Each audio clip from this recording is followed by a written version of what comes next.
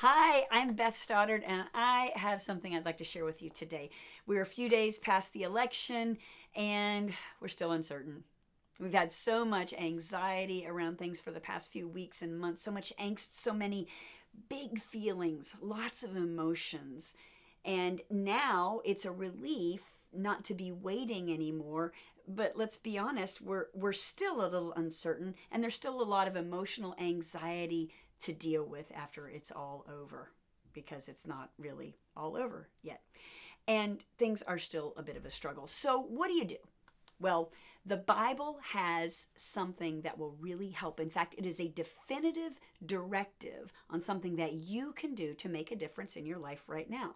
It's in Philippians 4:8. It's a piece of scripture that says, brothers and sisters, whatever is true, whatever is noble, whatever is right, whatever is pure, whatever is lovely, whatever is admirable, if anything is excellent or praiseworthy, think on these things.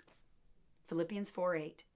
Think on these things. That is the answer. And it's not just something that's going to help you to stay emotionally healthy right now.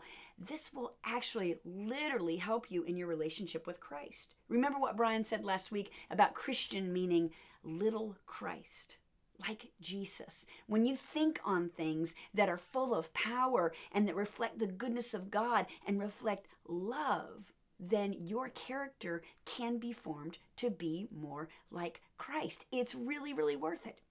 So, what does it look like? How can you actually intentionally think on these things? Well, here's what it looks like for me lately. Every morning when I get up, I get that first cup of coffee, and the first thing I do is sit down with a journal I have, and I write in that journal, and I write my feelings, because my feelings are true. Whatever I've woken up with, whatever I'm thinking, whatever I'm feeling, I just write them down. Today I feel. This is before the news, before social media. I write down the truth of my feelings, and that really helps me get in touch with what I'm thinking, what is true about me right now.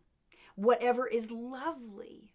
My 1-year-old granddaughter is in town right now. They've been staying with us before they make a big move far away, and she is lovely. She's delightful. And I not only spend time with her, but I also think about her. I look at the pictures I have, and it refreshes me and encourages me. She is lovely. So I think on those things. I have a friend right now who was working overtime and investing so much energy helping a family that's in desperate need of assistance right now. That is admirable. I think about that. I encourage him. I pray for him, and I think on these things that are happening. So, brothers and sisters, that's one thing that you can do that's intentional about not only changing your emotional thought, dealing with your anxiety, but helping the church be the church, helping all of us be more like Jesus, to be like a little Christ. This is important. It really matters, because in this time of division in the world, uncertainty, chaos still reigning supreme, we must start right here to deal with what's going on in our own minds, to think about these things. So we want to challenge you to do that today for yourself, and also do it for one another. If you're watching this online right now, drop something in the comments, a picture or an idea or a thing that you can think about that meets all the criteria of Philippians 4:8. Or maybe make your own post on social media, hashtag think on these things. Let's do this. Let's encourage one another, because it really does matter. Let's be bold in the way we're dealing with our own emotions, because a bold thought process and a bold call to action can help us develop a bold faith. And that's what we need more than ever.